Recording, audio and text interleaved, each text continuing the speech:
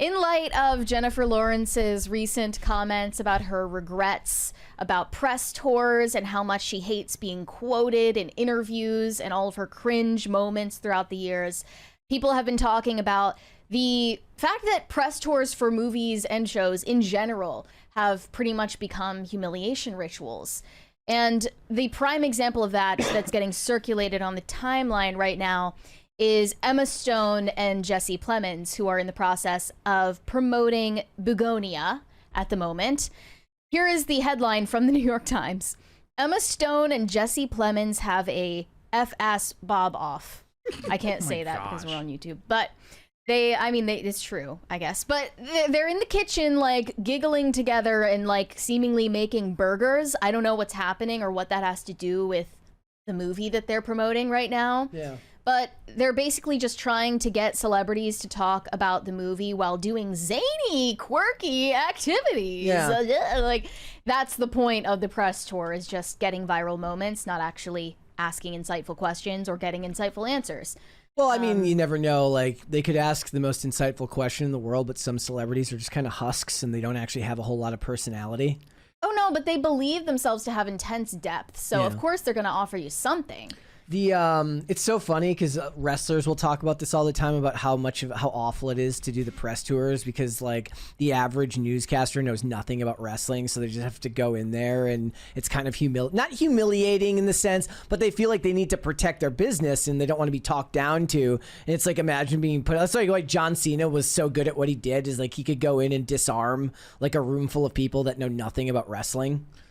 Right? Disarm them by disarm, but with charm, and like he's just he comes across as a very all before the bowing to China stuff. Like, he was a very likable guy, so he could disarm the audience and disarm the people he was talking to. I feel like the approach to interviewing celebrities changing to like getting them to do zany whatever. There was like two watershed moments. Was one just Jimmy Fallon, like that was his specialty, and then B, it was that specific interview. It was that black British lady who interviewed Gosling and Harrison Ford when they were doing the Blade Runner, and the clips went everywhere because they were like drinking during it, and it was like everyone was like, wow, we're really seeing the side of Harrison Ford we've never seen before. And then after that, I remember every interviewer, they were like, yeah, we should drink, and like it was this whole thing. I don't remember that specific interview for, you said it was for Blade Runner 2049? Yeah. And is this black lady, I can't remember her name. She was like a black British lady, and she had like this really funny laugh, and so it worked once. That came out once. And the interesting thing about the style of interview is just that they're drinking. Well, it was like part of it, and like nothing, they didn't actually discuss the movie. It was just banter and whatever. Okay. And that works once. That's like funny the one time it happens, and then I remember every interview after that for like every press junket was, oh, how cool is this that we're not taking the interview seriously? Right. And it was like once the actors were conscious that was happening, it totally ruined the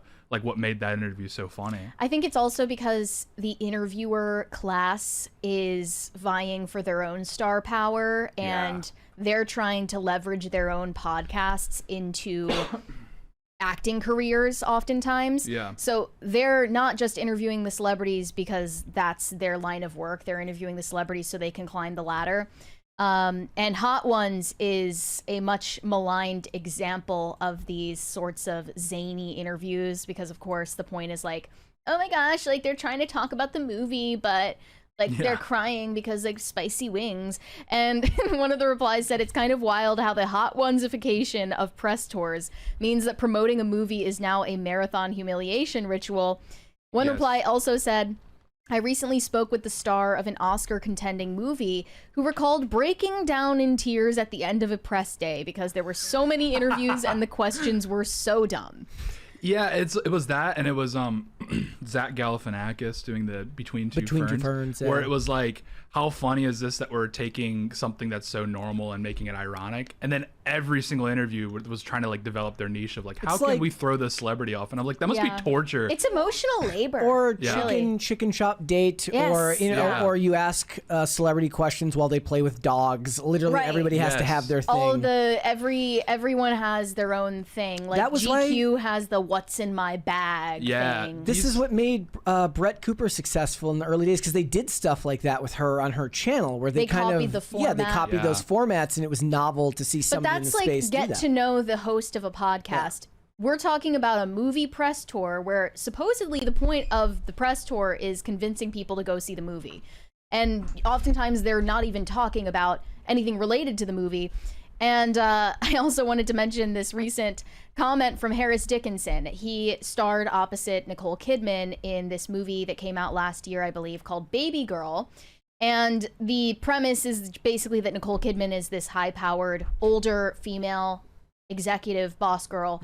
And he is the younger employee who seduces her, and they have some sort of weird, like, dom-sub relationship. And he obviously knows the target demographic for this movie is a bunch of horny old women. So he said, I get a lot of women saying things that are deeply inappropriate. When we were doing press, there were some situations that were completely unacceptable. You're expected to just laugh it off, and that's why I struggled with the experience.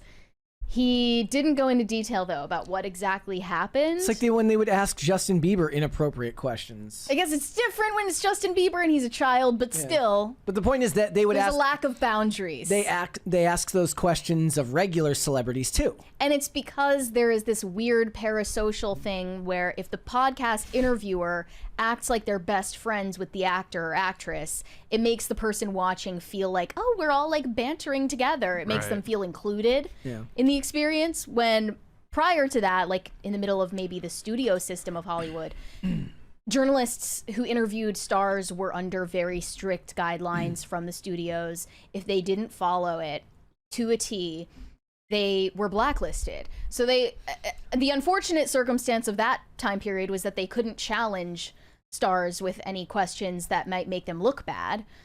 And then that changed, and hence the whole industry of PR teams became a thing in the vacuum that studio systems left behind. Well, that's still there to an extent. They did this with Joker in 2019. They started to ask him about incels. But there were like 3 stages. It was like the studio system running entertainment media, followed by tabloids making celebrities look like fools and asking them at times like really inappropriate questions and humiliating them. And then the 3rd stage is where we're at now with social media.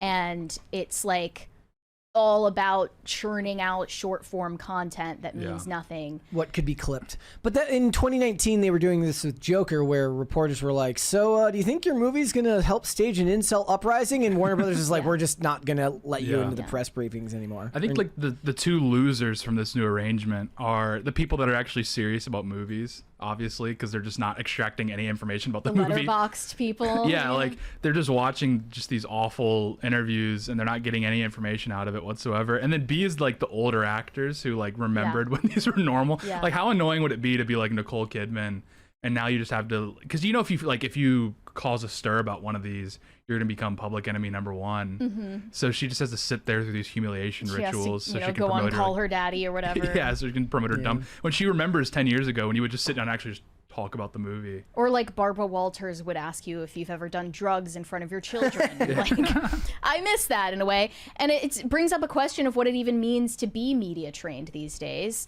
I want to show you a couple of examples of what it looks like now. Here's Mia Goth explaining how she built chemistry with Jacob Elordi while they were working together. I would like give him like vitamin C and like ginger shots, or I would send him a pizza, and like trying to just like look after him and just trying to do that off screen so that by the time we met on camera, that kind of dynamic was already taking place, I guess. So this want to protect was already kind of taking place. She would send him DoorDash. She's like on the verge of tears describing Uber Eats.